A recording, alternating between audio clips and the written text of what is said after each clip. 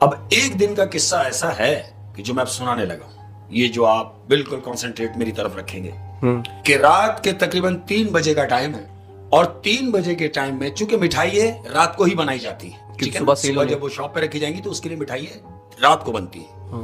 तो मिठाई बना रहे थे हस्बे दस्तूर हमारे वालिद। वहां मिठाइयाँ बन रही थी, उनकी जो काम करने वाले लोग हैं, वहाँ कारीगर जो हैं, दादा बताते हैं कि वो सब वहाँ मिठाइयों में मसरूफ थे बनाने में। तो अब्बा हुजूर बैठे में तो हल्की हल्की से फुहार पड़ रही है, रात को 3 बजे का टाइम है। तो घोड़े के टाप की आवाज आती है, यानी कोई घोड़ा दूर से चला आ रहा है उस जंगल में, उस जंगल के रास्ते से। यानी अब्बा को ये फील हुआ, सुनने में आया कि कोई घोड़ा आ रहा है, घोड़ा। और आते आते अचानक वो आवाज बंद हो जाती है। तो अब्बा हुजूर को ये तजस्सुस हुआ कि आवाज आते आते एकदम बंद हो गई। जहां मिठाइयां बनती थी वहां पर उन्होंने जो मेन गेट था उस पे टाट डाला हुआ था, टाट का पर्दा जिसको बोलेंगे, टाट का पर्दा, दरवाजा नहीं था, दरवाजा नहीं, टाट का पर्दा लटका हुआ था। अब्बा हुजूर उठे और जाके टाट का पर्दा हटाया तो उन्होंने देखा तकरीबन 6.5-7 फीट का आदमी, 6.5-7 फीट का आदमी जो पूरी चादर ओढ़ा हुआ है व्हाइट कलर की, उसका मुंह नजर नहीं आ रहा। अबू ने देखा तो अचानक वो, क्योंकि रात का माहौल था, 3-3:30 बजे का टाइम और हल्की से फुहार पड़ रही और एक ऐसा शख्स कि जो दिख भी ना रहा हो और सफेद चादर में खड़ा हो, तो अच्छे से अच्छे आदमी की लाइट चली जाती। वो दिख क्यों नहीं रहा था? क्योंकि मुंह उसका उस तरफ था। अच्छा। अबू ने उसको बैक साइड से देखा कि कौन है। अबू अंदर आ गए। अब जब वो अंदर आए तो उन्होंने बोला कि कारीगरों को अगर ये बात बताऊंगा तो ये तो काम छोड़ देंगे, सुबह की मिठाई रह जाएगी। उन्होंने बताना मुनासिब नहीं समझा। कुछ लम्हा गुजरा तो बाहर से आवाज आती है कि कोई है। ये उसी की आवाज, ये उसकी आवाज है जो बाहर है। हाँ। तो अब्बू ने ये महसूस किया कि मे भी ये वही हो। बहरहाल उठे, गए, टाट हटाया तो देखा एक शख्स खड़ा हुआ है आम लिबास में। आम लिबास, आम लिबास में, चादर में नहीं है। वो शख्स चादर में नहीं है, एक आम आदमी खड़ा हुआ है और उसने अब्बू से कहा कि मुझे मिठाई चाहिए। रात के क्या टाइम हो रहा है? 3-3:30 बजे का टाइम। 3-3:30 बजे। उन्होंने कहा कि मुझे मिठाई चाहिए। अब्बू ने बोला भाई कितनी चाहिए? उन्होंने बोला हमारे यहाँ शादी की तकरीब होने वाली है और हमें क्वांटिटी में मिठाई चाहिए, तो लिहाजा पहले हम आपकी मिठाई चेक करेंगे, अगर आपकी मिठाई अच्छी हुई तो फिर हम सारा ऑर्डर आपको देंगे। अब्बू ने बोला भाई मैं मिठाई थोड़ी सी लाके आपको चेक कराता हूँ। उन्होंने बोला मुझे थोड़ी सी नहीं चाहिए, मुझे तकरीबन 20 किलो मिठाई चाहिए। चेक करने के लिए उसने, जनाब। अब्बू ने उससे कहा कि आपने तो कहा है कि चेक करनी है और फिर 20 किलो? कहने लगे नहीं, आप यही समझे कि मुझे चेक करनी है, आप 20 किलो मिठाई मुझे दें। अब्बू ने ऑर्डर किया अंदर बच्चों को कि भाई फटाफट 20 किलो मिठाई पैक करो। उन्होंने मिठाई के टोकरे बना के 5-5 किलो के 4 टोकरे बनाए।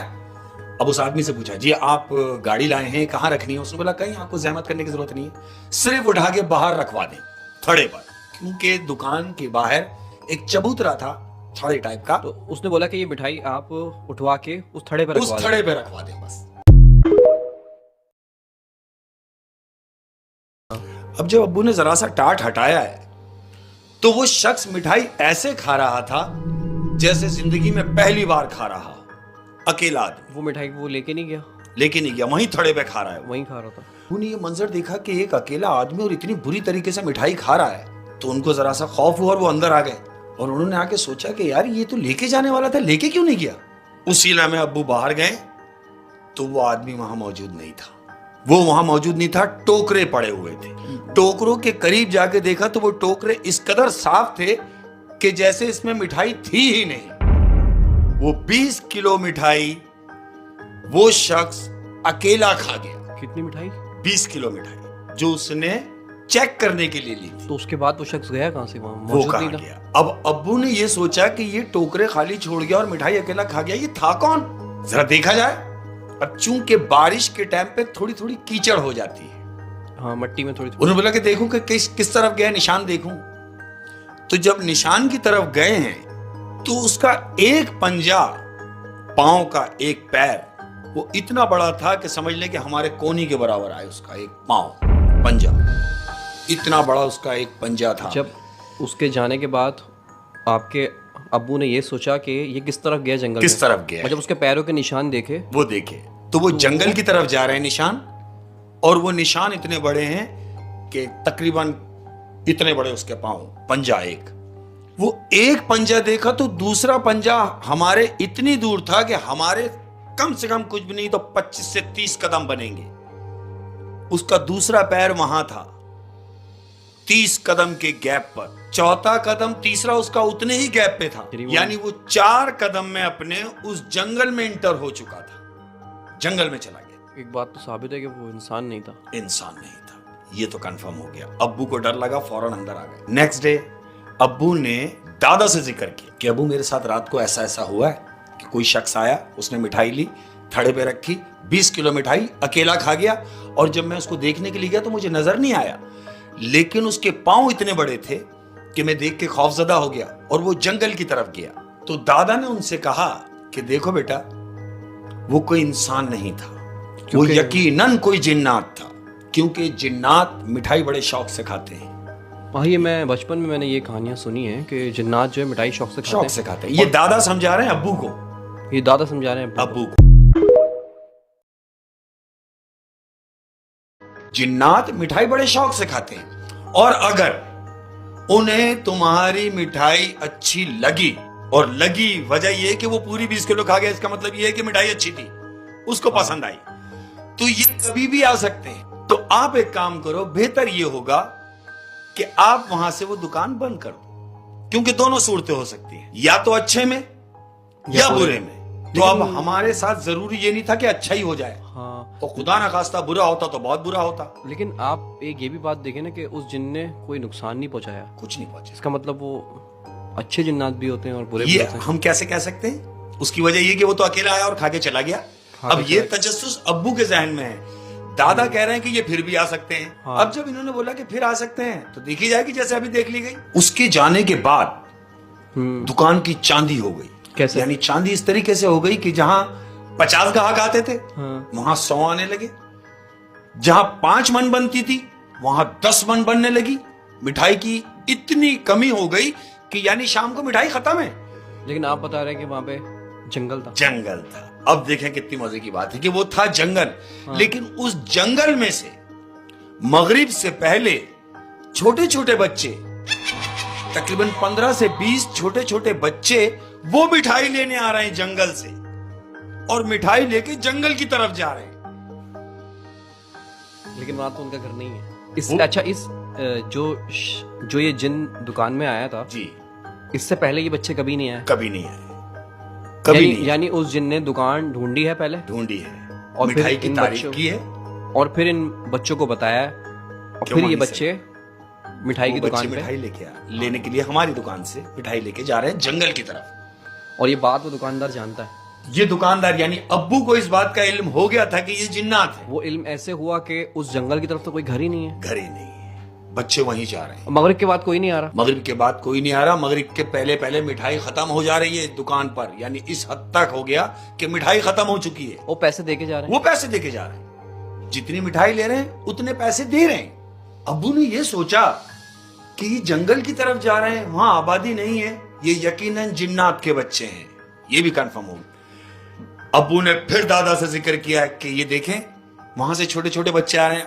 दादा ने कहा कि बेटा अब तुम किसी भी सूरत वहां से वो जगह छोड़ो। तो फिर आपके वालिद साहब के तो मजे आ गए, मजे आ क्योंकि गए, दुकान की चांदी हो रही है, सेल हो रही है दबा के। बिल्कुल और मजे की बात ये है कि सेल वहां से हो रही है जहाँ पे घर ही नहीं है किसी के। बिल्कुल ऐसे ही, यानी अनएक्सपेक्टेड, आप तवक्को कर ही नहीं सकते कि ये कैसे हो सकता है, और वो हो रहा है। लेकिन सुकून या पैसा है वो सब कुछ नहीं है, जिंदगी रहेगी तो सब कुछ है ना।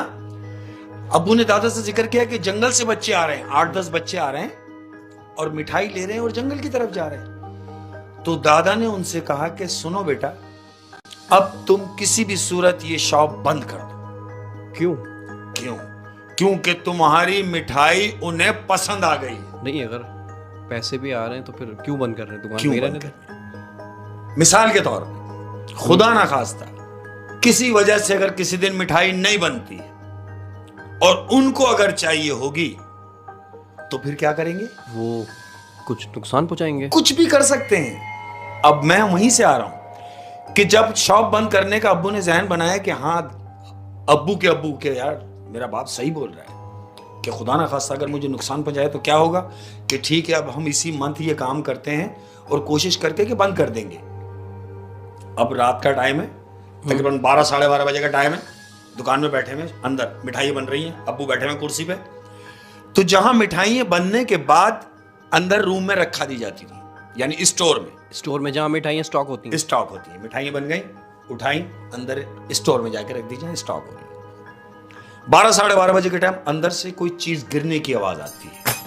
अब्बू ने घूम के देखा कि यार अंदर तो कोई भी नहीं है, सब तो यहाँ है, फिर अंदर कौन है? दर गुजर किया, फिर काम में लग गए, फिर आवाज आई, अब्बू उठे और गए। अब अब्बू जैसी दरवाजे की तरफ बढ़े हैं स्टोर के, तो वो दरवाजा अंदर से किसी ने बंद किया, धड़ाम, और फिर दरवाजा खुला। वो दरवाजा बंद हुआ। अब्बू ने बड़ी कोशिश की, यहां तक के की लगा के खोला है वो ताला, कि शायद ताला लग गया है या गलती से लॉक हो गया, नहीं खुला। ऐसा कुछ नहीं, वो दरवाजा नहीं खुला। खूब पीटा, खूब कोशिश की, सिर्फ इतना था कि तोड़ते तो खुलता। तो अब्बू ने बोला यार ये क्या हो गया कि खुल क्यों नहीं रहा? अब ये सोचते वो बैठे हुए, दरवाजा अचानक खुद खुल जाता है। दरवाजा खुला है, किसी ने अंदर से खोला। वल्लाह आलम। अब सुने क्या होता है। वो जब दरवाजा खुलता है तो यहाँ जितने कारीगर थे 3, वो और अब्बू, इन्होंने ये सोचा कि हमने तो इतनी कोशिश की, ये नहीं खुला, अंदर कौन है जो ये दरवाजा खोल गया?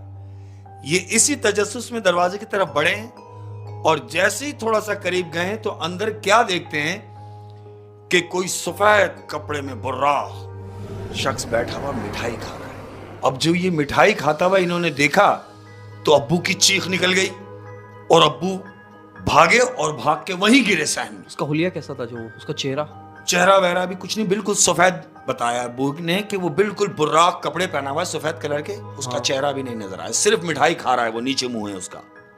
थाल सारे जो हमने बना के रखे हैं वो उसके सामने रखे हुए हैं, तकरीबन थाल खाली है लेकिन वो खा रहा है। हम जैसी दरवाजे में इंटर हुए हैं अंदर, अब्बू ने उसको देख लिया है। अब्बू सहन में गिरे, कारीगर उठे और उन्होंने जाके देखा कि यार देखे तो सही। कारीगर अंदर गए तो अंदर कोई भी नहीं था। अब्बू ने कारीगरों को बोला बेटा बंद कर दो काम बंद करो और फौरन यहां से चलो। उसके बाद तकरीबन 2 महीने अब्बू बुखार से नहीं उठे। दादा ने अब्बू से कहा कि मैंने तुम्हें समझाया था कि ये जगह छोड़ दो। अब्बू ने कहा मैंने जहन बना लिया था लेकिन मुझे थोड़ी पता था कि आज ही मेरे साथ ये होना है। बहरहाल अच्छा, ये मैंने सुना है कि मिठाई की दुकान पे जिन्नातों का बहुत आना जाना रहता है, और अक्सर मैंने ये भी सुना है कि ये जो मिठाई वाले होते हैं ये इनको जानते भी हैं, क्योंकि मिठाई की दुकान अमूमन 12-1 बजे खुली रहती है। बिल्कुल रहती है और इनको खुली रखनी पड़ेगी। यही वजह होती है, एक मिठाई की दुकान और एक फूल की दुकान। फूल जहाँ हार वार मिलते हैं, गुलाब के फूल हैं, सहरे बन रहे हैं।